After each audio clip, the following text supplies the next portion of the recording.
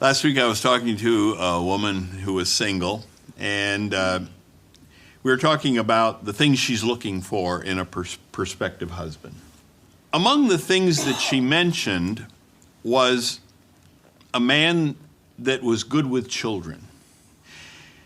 What she was describing was what I call the need for family commitment.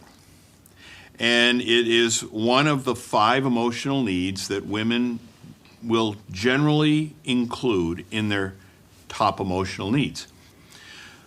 The wife has a need, an emotional need, for him to be involved in the education and development of the children. And by doing that, it makes love bank deposits. So one of the things that I highly recommend to couples is for them to develop in their schedule something I call quality family time.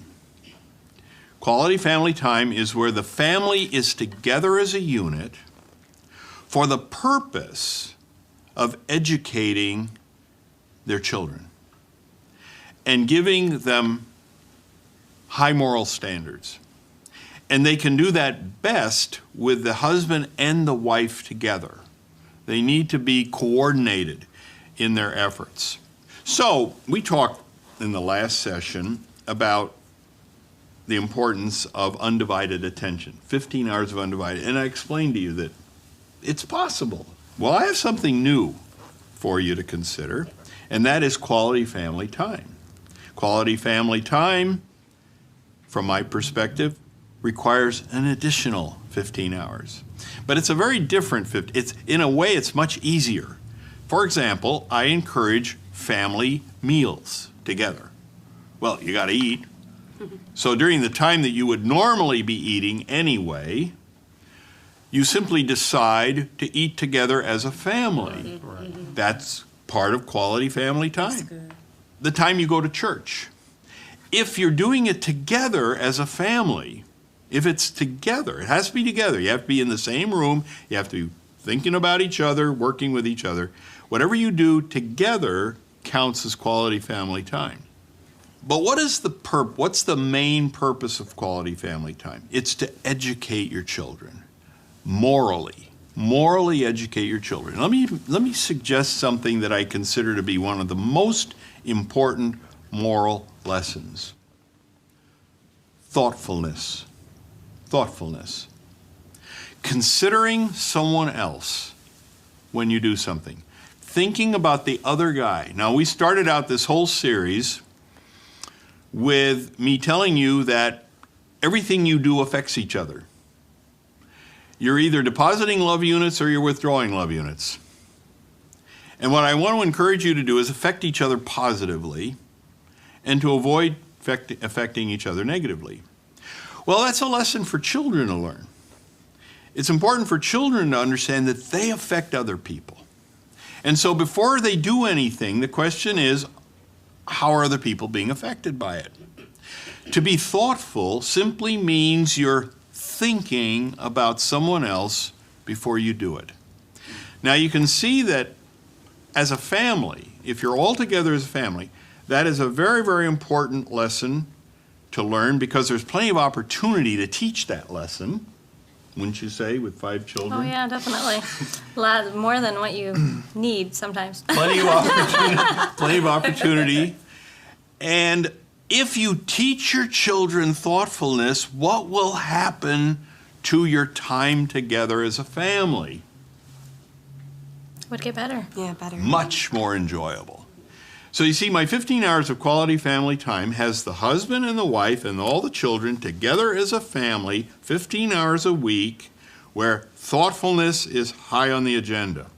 And you can see that by doing that, not only is your family going to grow up peacefully, that you won't have riots on your hands, you will also find that the children will grow up with a perspective on life that will lead them to success. And Jesus Christ himself says this over and over and over again, if we do this to the least of these, my brethren, you do it unto me. Now, what are some of the things that you need to pay close attention to in the topic of child rearing. One is that all of your decisions should be made jointly. Neither one of you should unilaterally decide anything regarding your children. If you have a conflict about whether or not you should spank them or send them to their room or give them an ice cream cone, you should make the decision away from the children so that they're not hearing any of this. Come to an enthusiastic agreement and then present your agreement to the children. If your child comes to you and says, "Can I have this?" Say, "I've got to talk it over with my husband. We got to talk it over." Your children need to know that the orders are coming from two places at once, and the two of you are united. Now, that is one of the most important lessons in thoughtfulness, because you are teaching your children, your mom and I are thoughtful. We think about each other. We care about each other. We don't fight. We never fight. We never fight. What we do instead is discuss the differences that we have, come to an agreement, and we'll present you with our agreement. As soon as you fight, what are you teaching your children? The opposite of thoughtfulness. You're not teaching them to be thoughtful, you're teaching them to be selfish. Because only selfish people fight. Now, the thing that you have to think about in terms of agreement is, the question is, well then, does anytime a child wants anything, do we have to sit and talk about it? Not necessarily. Not if you've already come to an agreement about that particular thing. I mean, you don't have to be on the phone all day long about every issue that comes up, because some issues will be settled. You'll know what to do. Never lose your temper with your children. Never. An angry outburst is a moment of temporary insanity. You should have a videotape of what you look like when you are losing your temper. And imagine your child viewing that. The question is the child going to learn anything from it? Or is the child going to think my dad is crazy?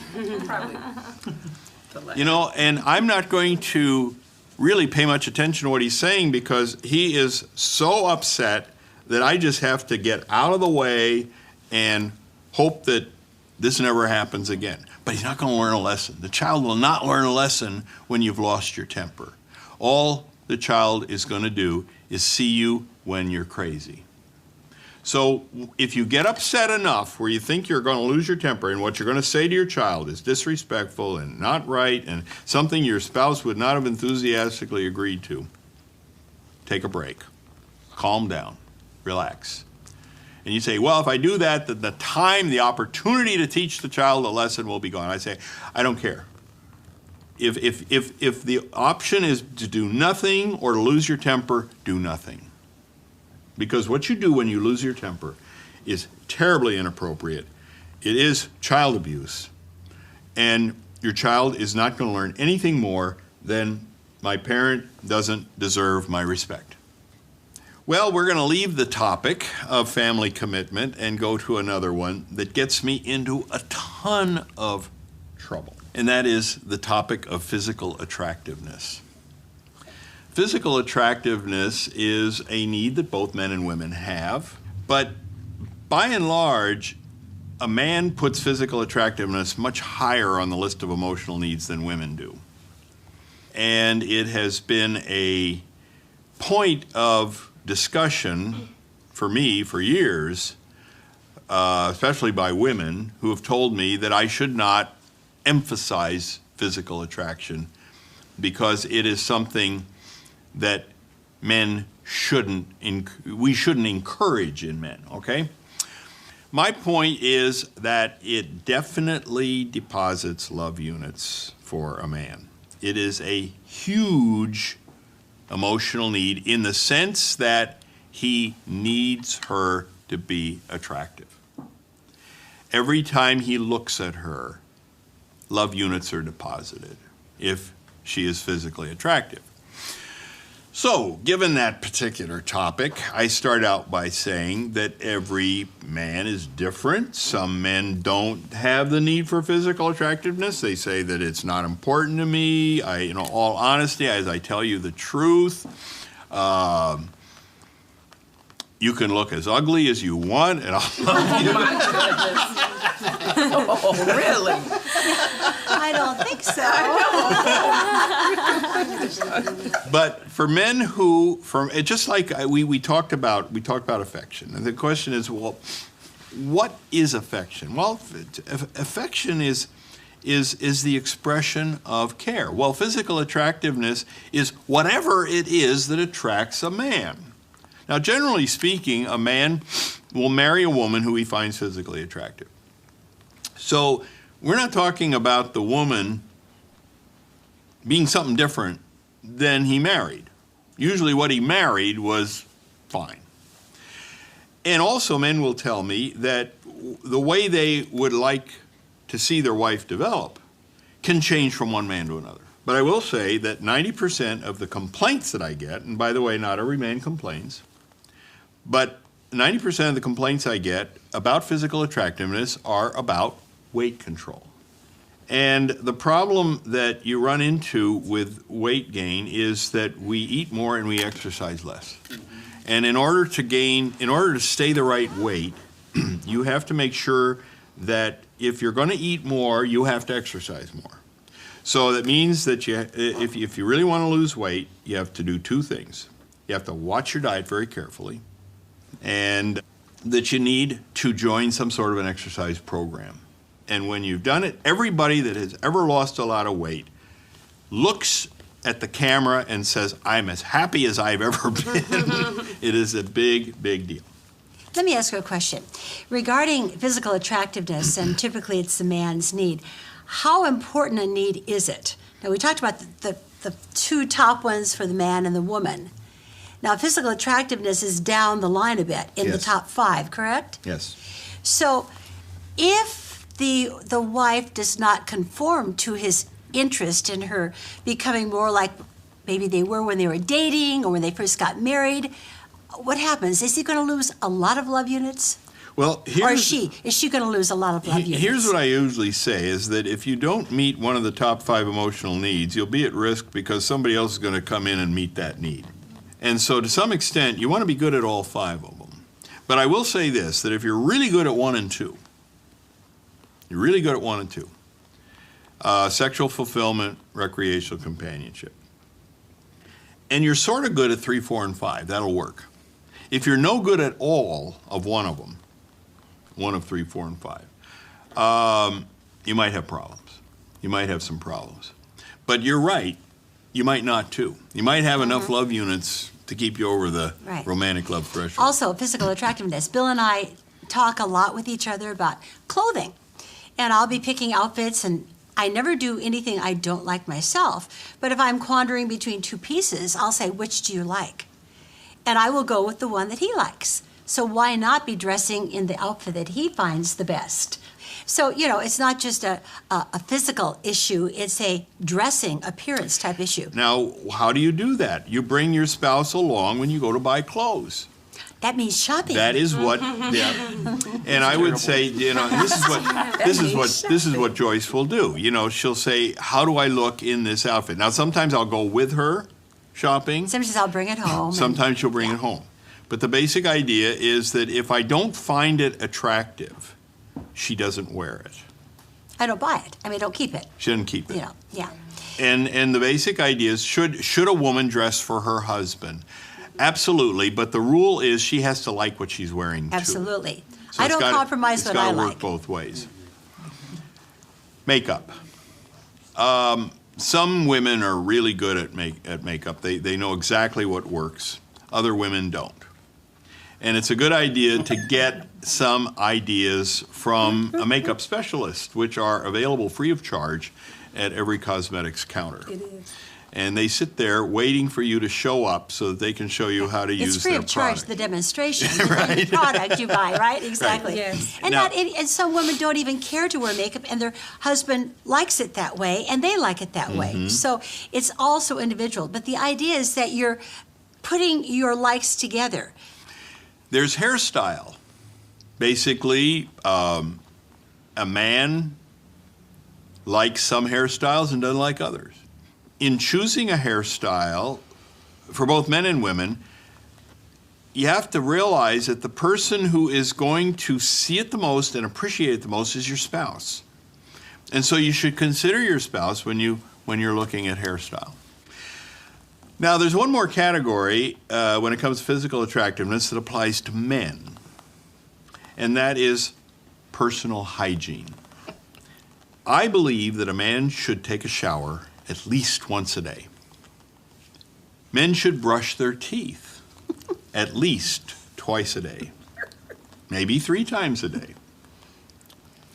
Women are very sensitive to smell. And if a man's breath is at all bad, he needs to take care of it. As far as deodorants that you might use, have your spouse, have your wife pick one out for you. Because the scent that there might be available that you would like might not be something that she would find attractive. It's something that you should do together. The basic idea of hygiene for men generally is to be clean and smell good. If you can do that, you've solved most of the problems that women have with men. Well, just to wind up what we've talked about today, family commitment and physical attractiveness really don't have anything in common. They're basically 2 different emotional needs. One is essentially for women, the other is essentially for men. The family commitment need has great depth and meaning to it. This is one of the reasons that a lot of women will say that the men's needs really are superficial and not too important. Physical attractiveness, for example. But my argument is, look, let's pay attention to what deposits love units. And I will grant you that what women want in a marriage has a great deal of meaning to it. She wants affection. She wants intimate conversation. She wants great communication. These are all things that everybody would say, they have great philosophical meaning, very important. What are men wanting? Fun and festivity. They want the wife to look great. My argument is this. As a man, I'm very much aware of male needs. And I'm very much aware of how important it is for the man to become a part of the family, for him to be integrated into the marriage, for him to consider the marriage to be a part of himself. The 2 becoming one means that he is just as happy with the situation as she is. And in order for that to be the case, you cannot deny his emotional needs. You can't say that these needs are not worth meeting, because if you do that, you're going to lose his love for his wife. And when you do that, tragedy takes place. So my argument has always been, I want you, wife, to look at your husband as somebody who has these needs. They're very deep, they're very important, they need to be met. God wants you to meet them. I want to encourage the man to do a great job creating a family where children learn valuable lessons. But I want a woman to make sure that he enjoys the process and that he's a participant in that process.